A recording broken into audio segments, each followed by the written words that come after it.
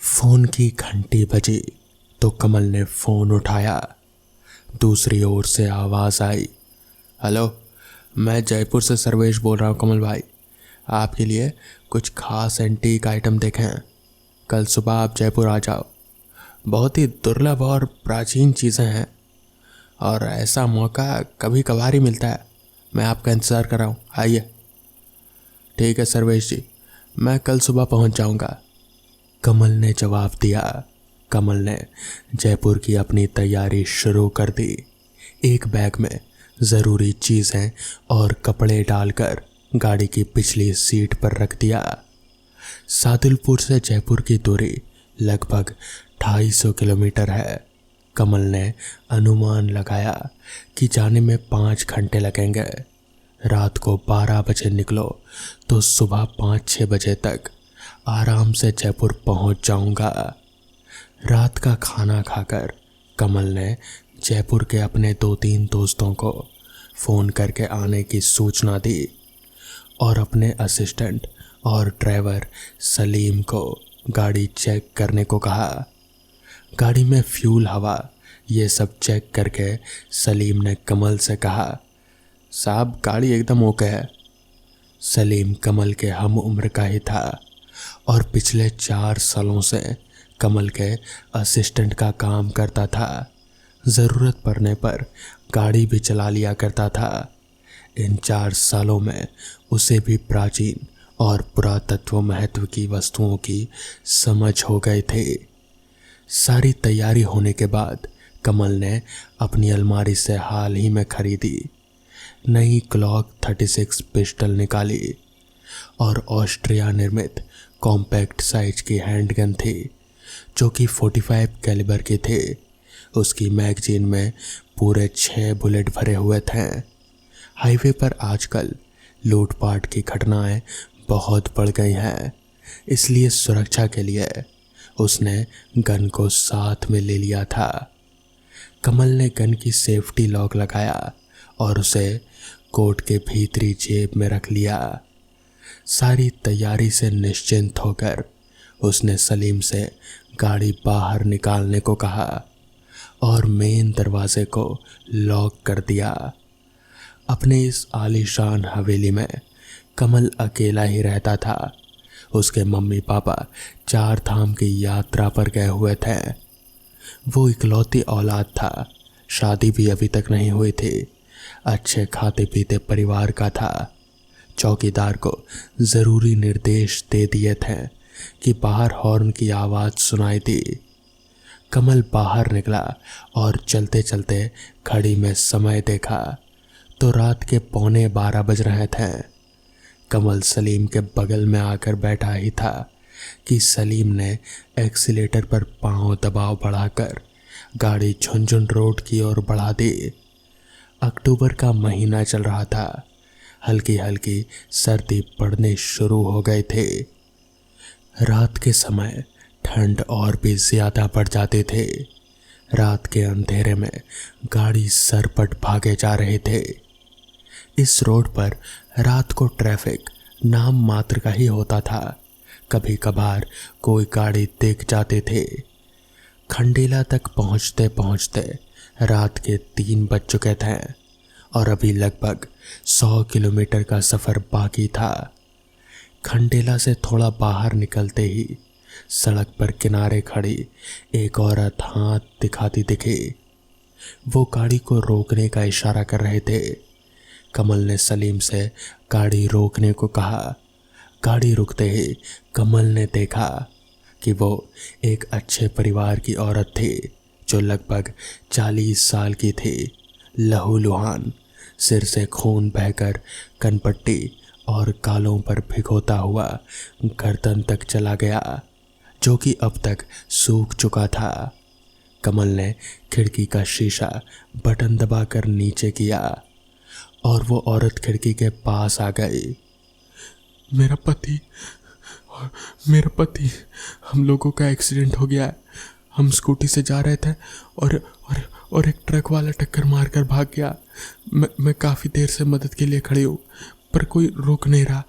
Please आप help करें। मेरे पति घायल है और बेहोश भी। कमल ने सलीम की ओर देखा तो वो कहीं और ही देख रहा था। कमल ने उस औरत के मुताबिक होकर पूछा, आपके पति कहाँ हैं? इस रोड पर, वो जो सामने लिंक रोड है, वहाँ एक्सीडेंट हुआ है, आप चलिए। उस औरत ने उंगली से इशारा करके बताया। कमल ने एक हाथ से गाड़ी का पिछला दरवाज़ा खोला और उसे बैठने के लिए कहा। वो चुपचाप पीछे वाली सीट पर आकर बैठ गई। सलीम ने गाड़ी को बाईं तरफ मोड़ा और लिंक रोड पर गाड़ी बढ़ा दी। थोड़ी दूर जाने पर कमल ने फिर पूछा, कोई नज़र नहीं आ रहा, कहाँ पर हैं आपके पति? बस थोड़ा और आगे, बस यही पास ही में है। कमल ने बैक व्यू मिरर में देखा। उस औरत के चेहरे पर एक विचित्र मुस्कान खिली हुई थी और उसका चेहरा झुर्रियों से भरा किसी बुढ़िया के जैसा दिख रहा था। डर की वजह से सर्दी होने के बावजूद वो पसीने से तर हो गया। उसने उल्टे हाथ की बाह से चेहरे का पसीना पोंछा और सामने रोड पर देखने लगा। माहौल में बहुत ही नीवरता और अंधकार फैला हुआ था। कमल ने फिर उस औरत से पूछा, और कितनी दूर है? हम काफ़ी दूर आ गए हैं, कोई दिख नहीं रहा।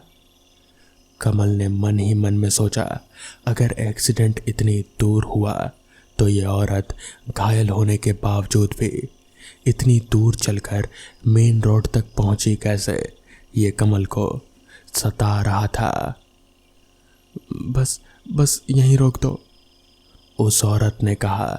सलीम जब तक गाड़ी रोकता उससे पहले कमल ने मिरर में से पीछे देखा तो कोई भी दिखाई नहीं दिया। उसे आश्चर्य हुआ कि अभी तो गाड़ी रोकने को कहा था उस औरत ने। गाड़ी रुके बगैर ही वो कहाँ गायब हो गई। उसने गर्दन घुमाकर पीछे भी देखा तो वहाँ कोई नहीं था। तब तक सलीम गाड़ी रोक चुका था। कमल डोर खोलकर बाहर निकला और पिछला डोर खोलकर अच्छी तरह से देखा, पर वहाँ कोई होता तो मिलता ना। औरत तो गायब हो गई थी। सलीम भी अब भयभीत हो गया। बाहर खूब अंधेरा था, केवल गाड़ी की हेडलाइट की ही रोशनी थी। कमल ने सलीम से झूठ बोला कि गाड़ी रुकते ही वो औरत उतरकर बिना बताए चली गई होगी। उसने सोचा कि सच्चाई बता दी तो वो खामोखा डर जाएगा। दोनों वापस गाड़ी में आकर बैठे। सलीम ने गाड़ी को यू टर्न लिया और आगे चल पड़ा। अभी मुश्किल से 1 किलोमीटर ही चला था कि गाड़ी झटके खाने लगी और आखिरकार रुक गई। ये अचानक इसे क्या हो गया? मैंने अच्छी तरह से सब कुछ चेक किया था, सलीम ने कहा। उसने बाहर निकलकर बोनट खोला तो धुआं सा निकला और इंजन बहुत ज़्यादा गर्म नज़र आ रहा था। सलीम ने कमल से कहा कि शाम को कूलेंट वगैरह फुल था, अब इंजन इतना गर्म कैसे हो गया?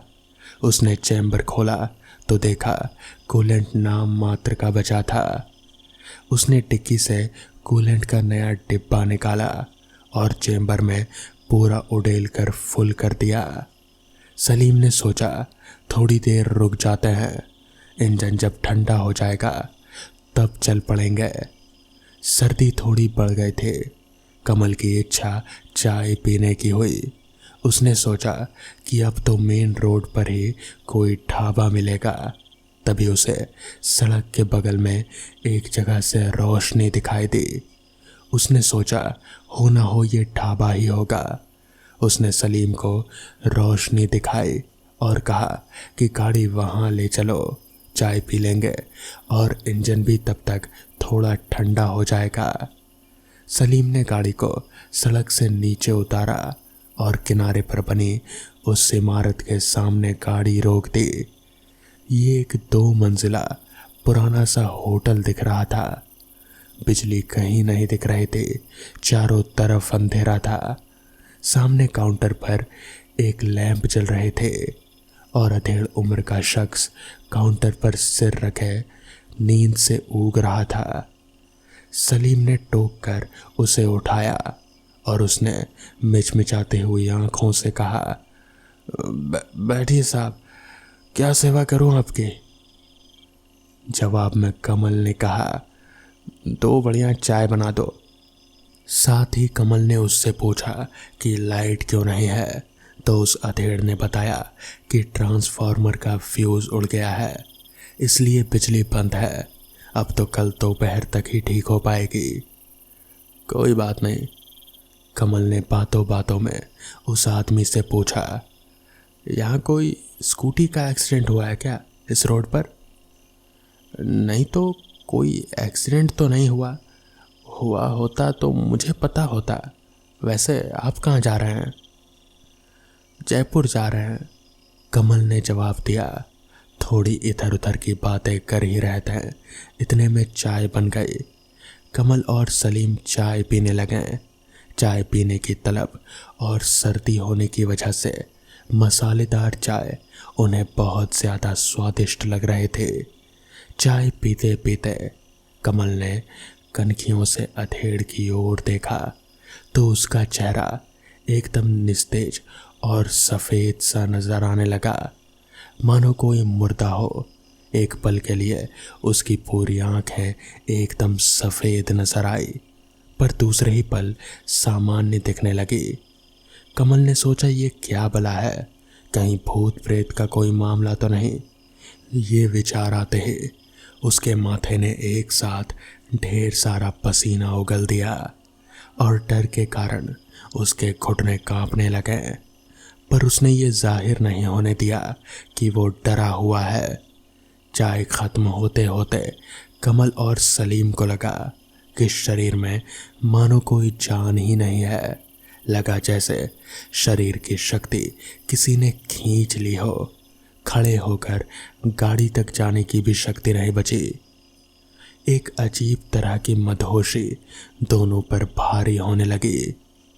अधेड़ अजीब सा मुस्कान से दोनों को देखे जा रहा था।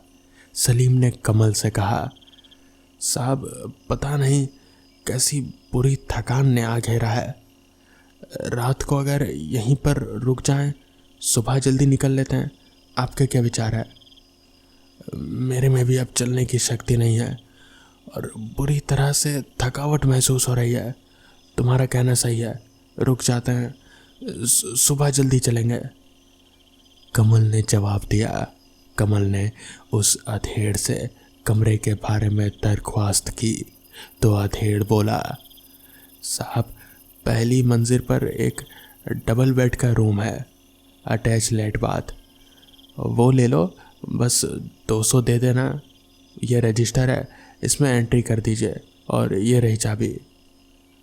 कमल ने रजिस्टर में एंट्री की और चाबी सलीम के हाथ में पकड़ाकर बड़ी मुश्किल से सीढ़ियां चढ़कर पहली मंजिल पर पहुंचे। वहां गैलरी में दोनों तरफ कमरों की कतार थी।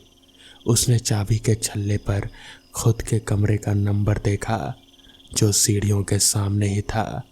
कमरा खोलकर दोनों अंदर घुसे और थकान के मारे बिस्तर के हवाले हो गए। दोनों को घरघोर नींद ने अपने पंजे में कब दबोच लिया पता ही नहीं चला। अचानक किसी की धीमी धीमी सिसकियों की आवाज़ से कमल की आंखें खुली। उसने सोचा, ये रोने की आवाज़ कहाँ से आ रही है? इस बियावान में कौन रो रहा है? उसने शीशे लगी खिड़की की तरफ देखा तो शीशे के पार कुहासे में लिपटी एक औरत की परछाई नजर आई। उस औरत ने अपनी दोनों हथेलियां खिड़की के शीशे से सटा रखे थे। इससे उसके पंजे साफ दिख रहे थे और बाकी शरीर धुंधला सा कोहरे में लिपटा नजर आ रहा था। वो औरत अपने नाखूनों से खिड़की के शीशे को खरोच रही थी। मारे डर के कमल के खिड़की बंद गई। उसने सलीम को जगाने के लिए आवाज़ देना चाहा, पर उसके गले से आवाज़ ही नहीं निकली। सलीम तो मानो घोड़े बेच कर सोया पड़ा था। अचानक सिसकियों की आवाज़ बंद हो गई। सलीम दहाड़े मार मार कर रोने लगा। सलीम के रुदन की दिल दहला देने वाली आवाज़ सुनकर कमल का दिल बैठने लगा। डर के मारे बुरा हाल था उसका। उसने सोचा आज तो मौत तय है। मन ही मन वो जोर जोर से भगवान का नाम लेने लगा। इससे उसका कुछ आत्मबल बढ़ा और उसने सलीम को झंझोड़ कर जगाया। सलीम के जागते ही उसका रुदन बंद हो गया। कमल ने हिम्मत करके पूछा, तुम इतनी जोर से बुक्का फाड़ कर क्यों रो रहे हो? सलीम ने कहा, एक डरावना सपना देखा था। एक खून से लथपथ औरत ने मेरी हथेलियों में लोहे के कीले गाड़कर दीवार में फोटो की तरह टांग दिया था। फिर उसने एक मोटी सी कील मेरी ललाट के बीचों बीच रख कर मारी और भारी हथौड़े से ठोके जा रही थी। इसलिए मेरी चीख निकल रही थी। मैं रोते रोते उस औरत से दया की भीख मांग रहा था, पर वो मेरी कुछ सुन ही नहीं रही थी। शुक्र है ये सपना था।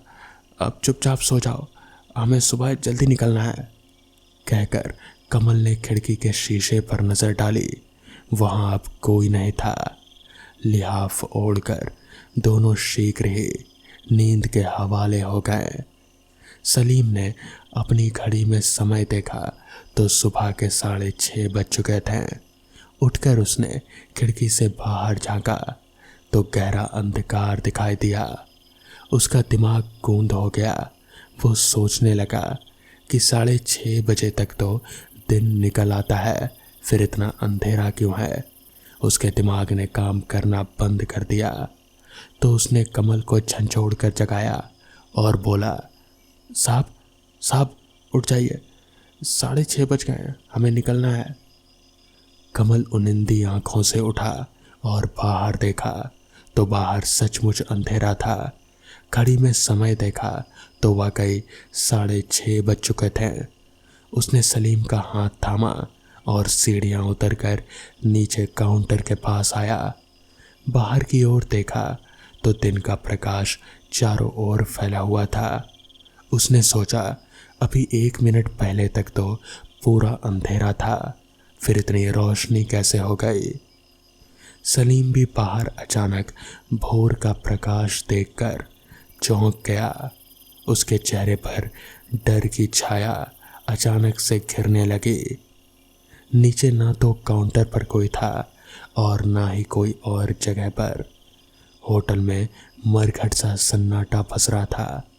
अचानक स्कूटी पर एक नौजवान लड़का आया और काउंटर के पीछे जाकर अगरबत्ती जलाने लगा। कमल ने पूछा, आप कौन हैं? मैं इस ढाबे का मालिक हूँ, कहिए मैं आपकी क्या सेवा करूँ? वो नौजवान बोला, जी अब हम वापस जा रहे हैं। कल रात को हम आपके होटल पर पहली मंजिल में ही एक कमरे पर रुके थे।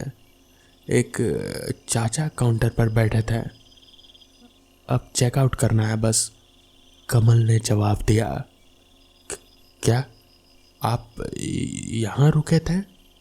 उस लड़के के मुंह से आश्चर्य से ये शब्द निकले और फिर वो बोला, रात को तो ये बंद रहता है, मैं तो इसे सुबह खोलता हूँ और शाम को बंद करके घर चला जाता हूँ। और रुकने की जहाँ तक बात है, यहाँ केवल बस एक ही स्टोर है और कमरा भी एक ही है जो मेरे काम आता है। किसी को ठहरने के लिए यहाँ कोई व्यवस्था नहीं है और ना ही कोई कमरा। पहली मंजिल पर आप रुकने की बात कर रहे हैं, यहाँ तो पहली मंजिल ही नहीं है। क्या पहली मंजिल ही नहीं है?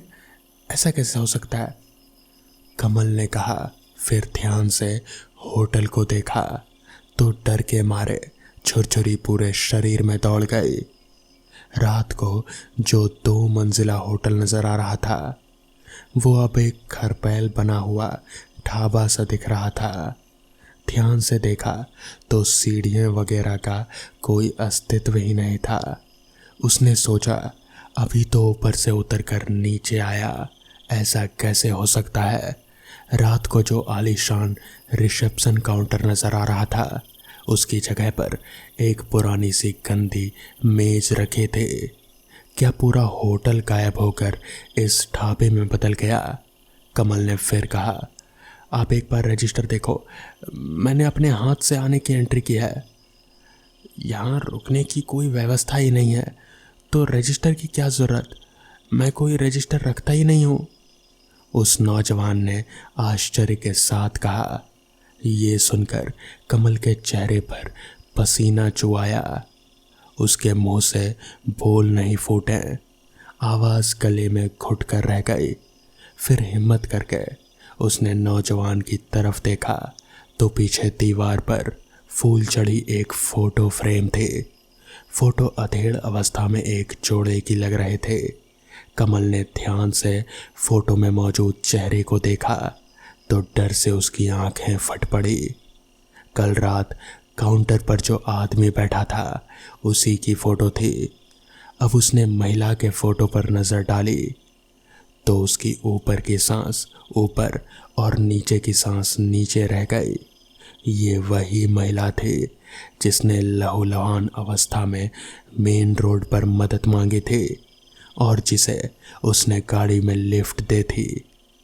कुछ पलों के लिए कमल के मुंह से बोल नहीं फूटे, मानो जुबान को लकवा मार गया हो। कमल की ये हालत देख सलीम ने उसका हाथ पकड़कर झंझोड़ा और बोला, क्या हुआ साहब? कुछ बोलते क्यों नहीं? कमल के गले से ऐसी आवाज़ निकली मानो किसी गहरे कुएं से बोल रहा हो। फिर तभी उसकी नींद टूटी और कुछ चेतना से जागृत हुई। कमल अब भी एकटक उसी फोटो को देखे जा रहा था, मानो किसी सम्मोहन के वश में हो। ढाबे के मालिक उस नौजवान ने कमल को एकटक उस फोटो की ओर देखता पाया तो बोला, ये मेरे बाबूजी और माँ की फ़ोटो है। पिछले साल आज ही के दिन इनका देहांत हो गया था।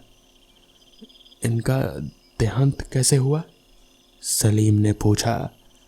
माँ और बाबूजी स्कूटी से खंडेला जा रहे थे, पीछे से किसी गाड़ी ने टक्कर मार दी, शायद कोई ट्रक था। दोनों सड़क पर उछल कर गिरे और वहीं उनकी मौत हो गई। ये ढाबा बाबूजी ने ही खोला था और वो ही चलाते थे। उन्हें बड़ा शौक़ था इस ढाबे को होटल में तब्दील करने का, मगर पैसे नहीं थे और फिर उनकी तो मौत ही हो गई। मैं भी कॉलेज में पढ़ाई करता था, मगर पैसों की कमी के चलते मैं ये ढाबा चलाने लगा। उस लड़के ने कहा। लड़के का जवाब सुनकर कमल और सलीम के पैर ज़मीन से जैसे 2 फुट ऊपर हो गए। उन्हें कुछ भी समझ में ही नहीं आ रहा था कि आखिर ये सब हुआ क्या। कल रात वो सब क्या था? इस सवाल का जवाब शायद कमल और सलीम को कभी नहीं मिलेगा, मगर वो इतना ज़रूर जानते थे कि वो जो कुछ भी था वो सामान्य तो नहीं था। तो दोस्तों, ये थी आज की कहानी। अगर आपको ये कहानी पसंद आई हो तो वीडियो को लाइक और चैनल को सब्सक्राइब करना ना भूलें। तो मैं आपका दोस्त आर्यन जल्द ही मिलूँगा आपसे ऐसी ही एक नई कहानी के साथ।